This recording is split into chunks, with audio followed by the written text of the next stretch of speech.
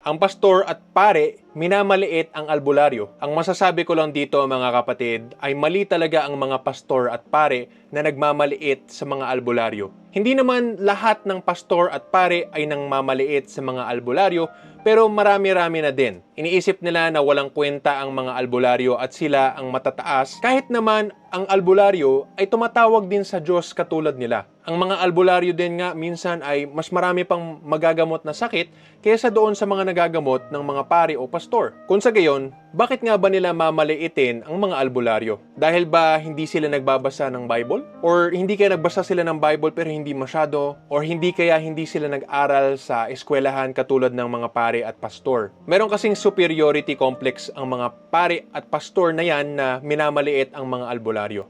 Hindi lang nila naiintindihan na lahat naman talaga ng albularyo ay tumatawag din sa Diyos katulad ng mga pari at pastor. At sa pangalan din ng Diyos sila nagpapataboy ng mga masasamang espiritu at nanggagamot sa mga tao. Tapos meron silang mga karagdagang kaalaman tungkol nga sa mga herbal, kung kaya nakakalungkot nga na yung mga pari at pastor ay minamaliit nila yung mga albularyo na yan. So isa itong panawagan sa lahat ng mga pari at pastor na sana kilalanin nyo nga kung ano talaga yung ginagawa ng mga albularyo na yan. Nagsimula din kasi ito doon sa pagsakop ng mga Katoliko dito, yung mga Espanyol, na talagang sinira ng mga pare at mga Espanyol, mga praile sa unang panahon yung tradisyon natin sa mga manggagamot natin dito sa isla. Kahit nga yung mga manggagamot at albularyo ay tumatawag nga rin kay Kristo, sa ngayong panahon yung mga dasal nga ay galing talaga sa simbahan din yung iba, minamaliit pa rin ng mga pare at pastor ang mga albularyo. Ang nakikita ko dito, sana ay yung mga pare, pastor at albularyo ay magtulungan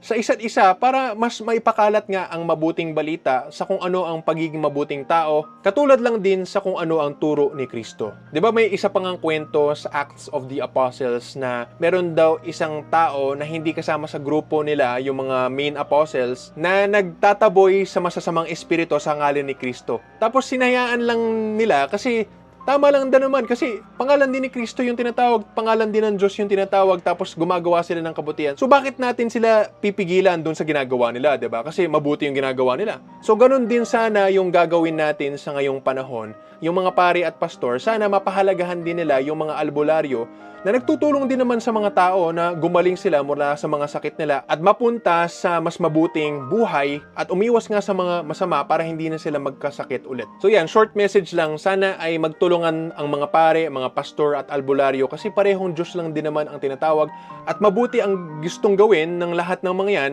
na maging maayos ang buhay ng sanlibutan ayon sa kung ano ang kalooban ng Diyos. So mga pare, mga pastor, sana po ay unawain nyo at pahalagahan nyo din ang mga albularyo. At baka balang araw nga, kung kayo naman ang magkasakit na hindi nyo mapagaling ang sarili nyo, baka albularyo ang makakagaling sa inyo. At sa mga albularyo naman, isang mensahe para sa inyo, unawain nyo ang mga pare at pastor kasi hindi nila alam na pareho lang pala din ang tinatawag nating Diyos sa kanila. Ika nga dapat itest natin or subukan natin ang mga spirito, makikita natin ang Diyos na sinasamba ng isang tao sa pamamagitan ng kanyang mga ginagawa at sinasalita kung naaayon ba sa kalooban ng Diyos. So sana lahat tayo ay umayon sa kalooban ng Diyos kasi alam naman natin, isa lang ang Diyos nating lahat. Maraming salamat po mga kapatid at God bless.